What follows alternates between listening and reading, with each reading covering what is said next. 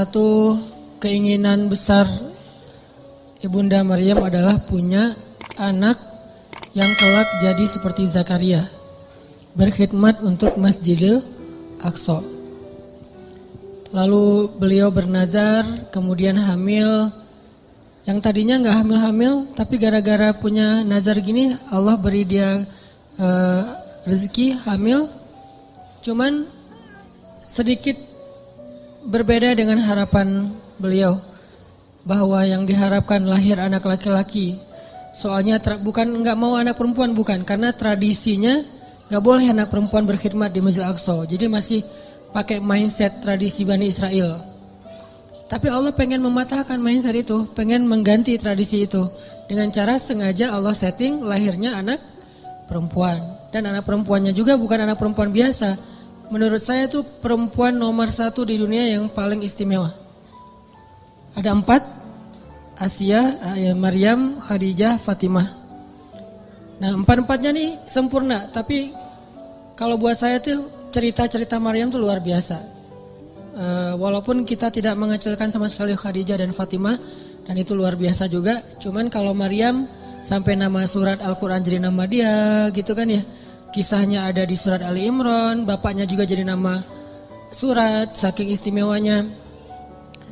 Ini Allah setting kayak gitu, lahir anak perempuan, Maryam dari kecil udah solehah. Solehahnya tuh kayak gift, bakat, bukan solehah hasil didikan, tapi emang bakat. Kan ada orang yang bakat soleh, ada yang dididik jadi orang soleh. Kalau yang bakat soleh tuh keluarganya gak ada yang soleh, justru keluarganya soleh gara-gara dia lahir.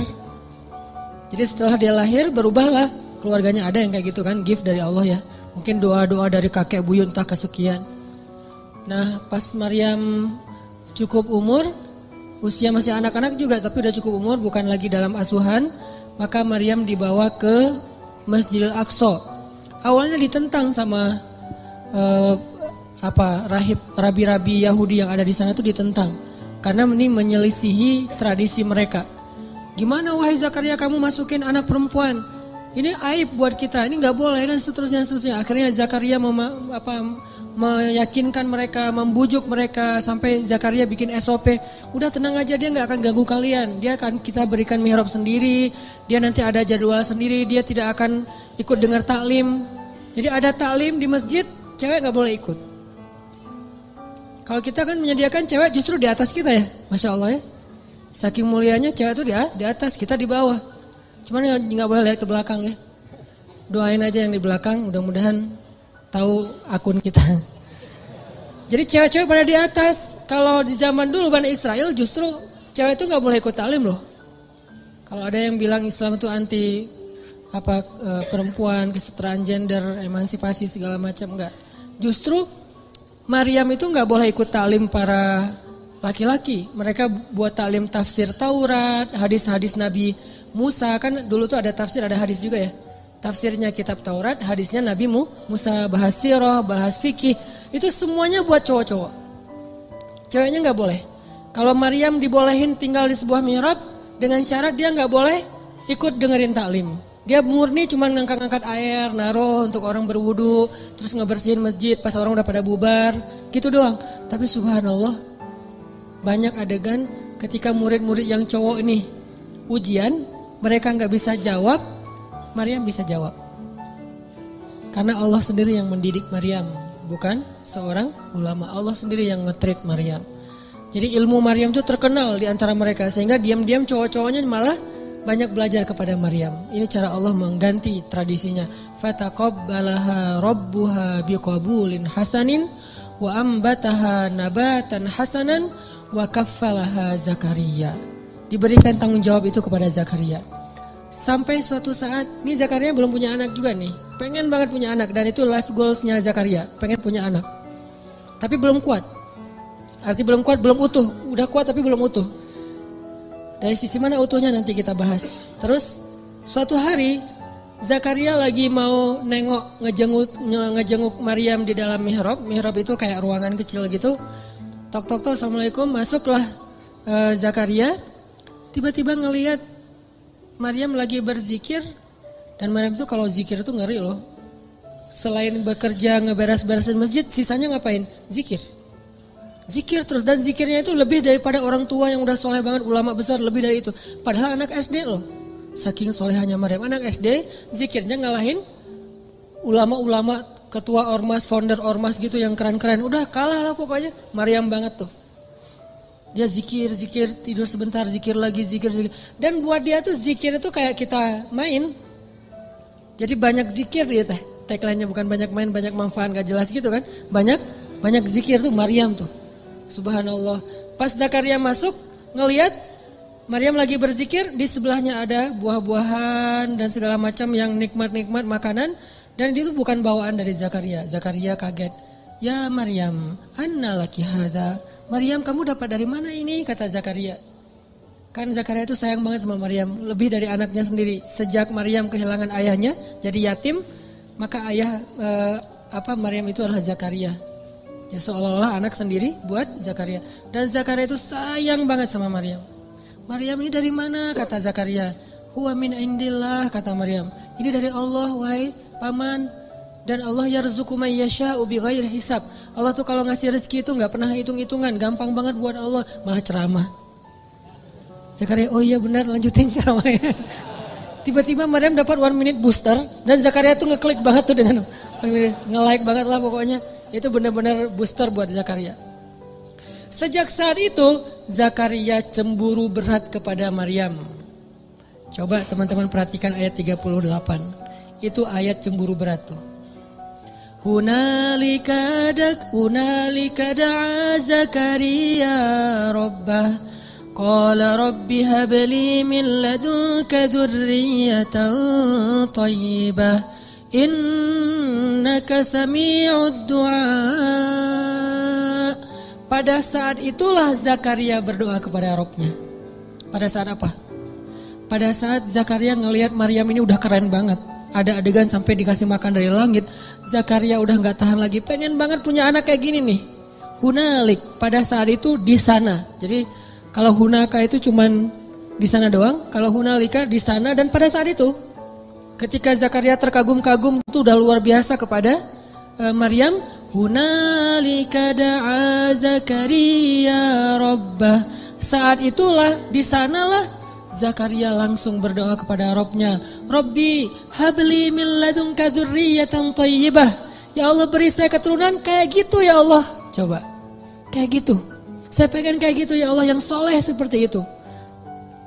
Minta tetap anak laki-laki tapi solehnya kayak Maryam. Jadi minta anak laki-laki tapi teladannya anak perempuan. Coba, ini bukan hal besar soal laki-laki dan perempuan dalam Islam. Kadang teladannya laki-laki, kadang teladannya perempuan, dan itu hal yang bukan not big deal lah pokoknya. Ya Allah, beri saya anak laki-laki tapi sesoleh Maryam. Saya pengen banget kayak gitu tuh. Ini soleh luar biasa. Fataqabbal innaka sami'ud du'a. Akhirnya turunlah Jibril kepada Zakaria saat itu di ayat 39. Fanadathul malaikatu wa huwa qa'imun yusalli fil mihrab anna Allah yubashshiruka bi Yahya musaddiqan bi kalimatin min Allah wa sayyidan wa hasuran wa nabiyyan minas salihin. Salah satu di antara kelebihan Yahya yang disebutin di ayat 39 apa? Wa hasuran. Hasur. Apa itu hasur? Hasur itu sifat cowok yang kalau di cewek itu namanya Azra. Kan julukan Maryam itu Maryam Al-Azra. Apa arti Maryam Al-Azra? Saint Mary.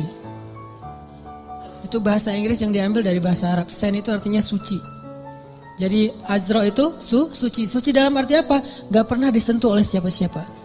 Walam yamsasni basyaru walam aku baghiya. Saya itu gak pernah disentuh laki-laki dan bukan perempuan yang murahan. Jadi Maryam itu saking terjaganya, dia gak kenal laki-laki kecuali 3 orang yang kenal dekat. 1, bapaknya Imran. 2, pamannya Zakaria.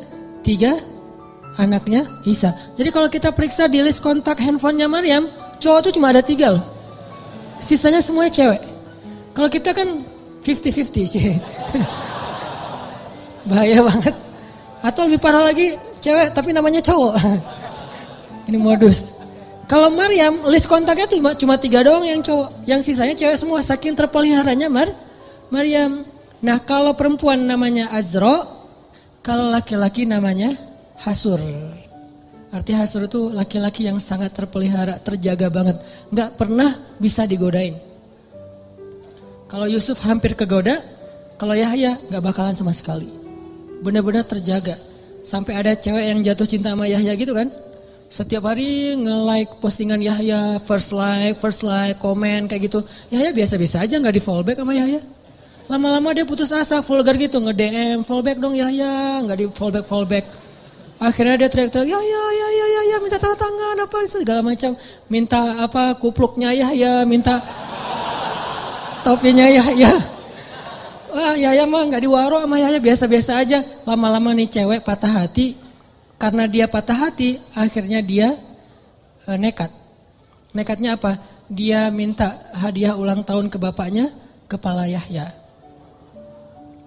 Ini bahayanya cewek di zaman dulu ya. Untung kita gak hidup zaman itu. Kepedean. Siapa juga yang mau gitu. Itu ulang tahunnya si cewek, hadiahnya kepala Yahya. Dan diaminkan, dikabulin sama bapaknya. Bapaknya penguasa gitu. Yahya lagi sujud, digorok kepala Nabi Yahya sama Bani Israel, diambil dan dihadiahkan ke raja. Nabi Yahya itu termasuk syuhada, salah satu nabi yang syahid. Sama kayak bapaknya juga syahid. Intinya mah Allah kasih persis kepada Zakaria anak kayak Maryam, cuman beda dia laki-laki, yang itu perempuan. Tapi sama, yang satu Azra, yang satu lagi Hasur. Wah Hasuran itu asal usul dari istilah Hasur kalau kita baca tafsir. Ini artinya teman-teman apa? Life goalsnya istri Imran Allah wujudkan dengan cara keajaiban. Dari Maryam lahirlah Isa. Jadi akhirnya istri Imran bukan cuma punya anak satu, jadi punya 2 keturunan yang istimewa. Satu anaknya, kedua cucunya, dan dua-duanya keren banget. Isa. Dan Isa ini satu-satunya nabi yang ketika lahir tidak disentuh oleh, satu-satunya bayi yang ketika lahir tidak disentuh oleh jin. Yang lain disentuh, toel dikit Tapi kalau Isa gak berani toel. Dan 1 dari 3 bayi yang bisa ngomong waktu kecil. Dan ngomongnya itu bukan mama, bukan ceramah. Bayi umur masih dalam gendongan ibunya nih, masih berapa bulan gitu. Gak sampai berapa bulan lah, baru lahir banget. Itu bisa ceramah. Yang tadi saya baca pas rakaat kedua.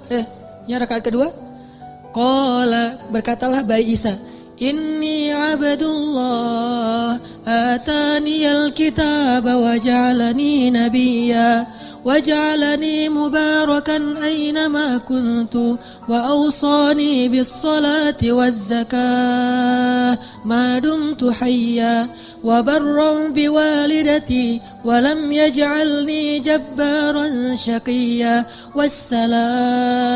wassalamu alayya yawma wulidtu wa yawma amut wa yawma ub'atsu hayya. Panjang gitu bayinya bisa ngomong. Masya Allah, luar biasa. Keturunan Imran. Himmah, life goalsnya siapa? Neneknya. Sampai bisa ngomong sepanjang itu, orang-orang Bani Israel pada kaget. Karena waktu itu Bani Israel kan mencegat Maryam di depan gerbang kota, gak boleh masuk karena dianggap aib. Seorang perempuan punya anak tapi gak punya suami, di luar nikah gitu. Padahal bukan di luar nikah, tanpa nikah kan. Gak punya suami emang. Dan gak punya pasangan. Gak disentuh sama sekali oleh laki-laki, saking terpeliharanya Maryam. Mereka cegat, ya Maryam, laqad ji'ti syai'an fariya. Maryam, kamu bawa masalah, kamu bawa aib, kamu bawa kayak kesialan kepada kota kami. Gak boleh masuk. Ya ukhta Harun, wahai Maryam, wahai saudara Harun. Maka na abuki imra'asau. Kenapa kamu hina sekali sementara ayahmu orang mulia? Wa ma kanat ummuki baghiyya. Kenapa kamu perempuan gak terjaga sementara ibumu sangat terjaga? Dicela Maryam habis-habisan. Kata Allah pada Maryam, kalau kamu dicela, diam aja. Gak usah komen, gak usah balas, gak usah curhat-curhat di medsos. Diam aja. Ini nasihat Allah kepada Maryam nih. Jangan curhat di medsos. Fa imma tarayinna minal bashari ahadan faquli inni nadartu lirrahmani sawma falan ukallimal yawma insiya. Maryam, nanti kalau kamu di haters, jadi kan banyak haters di Bani Israel kan suka haters orang soleh gitu kan. Mereka nge-follow tuh bukan pengen dapat inspirasi, cuma haters doang. Ngintip dia lagi posting apa, diserang. Posting apa, diserang gitu. Akhirnya kata Allah, kalau kamu diserang, komennya gak enakan, terus kamu dihaterin sama mereka, udah diem. Gak usah dibalas, gak usah diapa-apain, gak usah di-blok, gak usah dihapus tuh komen. Pengalaman. Terus diapain? Diem aja. Terus kalau diem gimana? Tenang, biar aku yang belain kamu. Jadi ketika seorang meminta bela dari makhluk, Allah gak akan ngebelain dia. Ketika kita diam dan meminta bela kepada Allah, Allah akan belain kita. Kan terjadi di zaman Nabi itu ada 2 orang bertengkar nih. Yang satu ngomel, teriak-teriak marah-marah. Yang satu lagi diam aja, dia sabar. Nabi dari jauh memperhatikan sambil tersenyum. Terus lama Nabi perhatiin, Nabi tadi lagi lewat nih. Gak sengaja ngelihat ada 2 orang bertengkar, yang satu diam, yang satu ngomel. Nabi memperhatikan yang diam sambil senyum lama. Lama dia ngomel, akhirnya yang diam tadi gak sabaran, gak kuat lagi, dibales. Dia komen. Begitu dia komen, Nabi langsung jalan dan gak tersenyum lagi, cemberut. Sahabat bertanya, ya Rasulullah, apa yang terjadi? Kenapa Nabi udah berjalan sekarang cemberut? Kata Nabi, tadi ketika yang diam ini diam aja nih, dia sabar, malaikat mendoakan dia dan tersenyum untuk dia. Tapi begitu dia kepancing komen, malaikat pergi. Maka saya juga gak akan berada di situ, saya ikut pergi. Masya Allah. Jadi kalau kita dikomenin yang gak enakan sama orang di medsos, diamin aja, biar yang nge-follow kita malaikat. Malaikat nge-follow kita banget tuh dan ngedoain kita. Tapi begitu kita kepancing balas komen, yang komennya itu sama-sama tidak baik isinya, keburukan, mencela dan segala macam, maka malaikat unfollow. Makanya Nabi juga pergi. Maryam disuruh diam. Lan ukallimal yaum insiya. Saya gak akan ngobrol sehari ini. Diam aja, puasa ngomong. Walaupun itu syariat terdahulu, bukan syariat kita. Terus orang-orang menghujat Maryam. Habis semuanya dihabisin ke Maryam. Akhirnya Maryam itu berat banget pundaknya, diam. Maka Allah memberi dia ilham, kasih isyarat ke bayimu. Fa'asyarat ilaih. Maryam diam juga makin menjadi-jadi. Akhirnya Maryam mengisyaratkan kepada bayinya, suruh ngomong dengan bayi saya. Tapi dengan bahasa isyarat. Fa'asyarat ilaih. Mereka malah bertanya, qalu kaifa nukallimu man kana fil mahdi sabiyya. Ya Maryam, kamu udah gila. Ternyata kamu bukan cuma hina, bukan cuma rendahan, tapi gila juga ya. Kayaknya stres deh kamu. Masa kita disuruh ngobrol sama bayi? Langsung bayinya ngebelain mamahnya. Kata si bayi teh, ini mama gua disuruh berbakti sama mama gua. Apa kalian? Akhirnya pada takut. Wah, coba bayangin, bayinya bisa ngomong lancar, bahasanya tuh tinggi lah gitu, kayak syair. Qala inni abdullah. Saya itu hamba Allah, kata si bayi. Gak tahu nunjuk-nunjuk apa enggak. Pokoknya gitu aja. Inni abdullah atani alkitab. Saya itu dikasih Alkitab loh. Jadi dia akan diberikan nanti Alkitab, Injil. Waja'alani nabiyya. Dan Allah jadiin saya seorang nabi. Waja'alani mubarakan aynama kuntu. Dan Allah menjadikan saya berkah dimanapun saya berada, pasti ada keberkahan. Wa awsani bis shalah. Allah perintahkan saya untuk salat. Waz zakah. Allah suruh saya berzakat. Madumtu hayya. Sepanjang hidup saya. Wa barram biwalidati. Allah suruh saya berbakti kepada mama saya. Walam yaj'alni jabbaran syaqiyya. Allah enggak menjadikan saya seorang laki-laki yang penentang dan laki-laki yang kasar. Wassalamu alaihi. Keselamatan buat saya. Yauma wulidtu. Hari ketika saya dulu dilahirkan. Wa yauma amutu. Hari ketika saya diwafatkan. Wa yauma ub'atsu hayya. Hari ketika nanti saya akan dibangkitkan. Bayangin bayi ngomong kayak gitu. Kita aja yang udah dewasa bingung mau ngomong. Mau ngelamar aja bingung mau ngapain. Calon mertua nanya, "Dek, mau ngapain di sini?" Saya juga bingung, Pak, ngapain? Bingung gitu. Saking labilnya. Ini bayi coba. Kenapa bisa gitu, teman-teman? Doa, himmah, life goals dari neneknya. Setelah kisah panjang ini, saya pengen nyimpulin sederhana aja. Gimana caranya kita kalau punya keinginan, punya himmah, punya goals dalam hidup kita, gak serumit istri Imron, hal sepele aja. Allah kabulkan, Allah restui, Allah wujudkan, bahkan dengan keajaiban dan surprise kejutan-kejutan. Caranya 3. 1, intasdukillah yasdukka. Kalau kita jujur kepada Allah, Allah pasti akan tolong. Apa maksudnya jujur pada Allah? Kita kalau ada kepengen sesuatu, libatin Allah dong dalam kepengen kita, dalam niat kita tuh. Maksud libatin Allah harus ada karena Allahnya. Pengen nikah kenapa? Saya pengen masuk surganya gak sendiri. Pengen nikah kenapa? Saya pengen tahajudnya tuh ada yang bangunin. Walaupun akhirnya dia tidur lagi. Gak apa-apa, yang penting gak bangunin. Pengen kuliah ngambil jurusan A, B, C. Gak apa-apa, gak harus semuanya jurusan agama kan. Ada ilmu syariat, ada ilmu sains. Dan dua-duanya itu bisa jadi ilmu dunia, bisa jadi ilmu akhirat. Karena ilmu akhirat itu bukan ilmu agama, ilmu dunia itu ilmu sains bukan. Ilmu dunia akhirat itu tergantung niatnya buat apa. Orang belajar sains kalau niatnya untuk suatu kebaikan itu ilmu akhirat loh. Makanya libatkan Allah dalam niat kita. Saya belajar desain karena saya pengen bantu dakwah lewat desain. Saya belajar fotografi karena saya pengen bantu dakwah lewat visual. Saya belajar A, B, C sampai Z karena saya pengen. Artinya libatkan Allah dalam proyek kita. Intas dukillah, kalau kita jujur dalam hal itu, jasduka, Allah pasti bantu banget tuh. Makanya kenapa Allah ngasih keajaiban kepada istri Imran? Karena niatnya juga apa? Pengen berkhidmat ke rumah Allah. Tapi kalau pengen bangga-banggaan doang mungkin gak akan diwujudkan sama Allah. Satu tipnya, kalau kita pengen life goals kita tuh jadi banget, maka coba libatin Allah dalam niat kita. Dan tapi kan gak bisa bohong ya sama Allah ya. Karena kalau kita bohong sama Allah gimana? Yukhadi'una Allah walladzina amanu wa ma yakhda'una illa anfusahum wa ma yash'urun. Allah tahu banget lah. Kita mau bohong, mau jujur tahu banget. Wa asirru qawlakum aw jaharu bih innahu alimun bidzatis sudur. Jadi sama Allah tuh gak ada gunanya kita bohong. Sama manusia dosa tapi kadang untung. Secara dunia ya, dosa berbohong tapi kadang-kadang untungin dunia kita. Tapi sama Allah gak bisa karena dia gak akan ketipu sama kita. Alimun bidzatis sudur, sangat tahu segala yang tersembunyi dalam hati kita. Jadi kalau kita jujur kepada Allah dalam satu goals, dalam satu kepengennya kita, harapan kita, himmah kita, karena kita pengen ada urusannya dengan Allah, pengen dapat ridha Allah, pengen apa dengan Allah, maka Allah pasti akan bantu.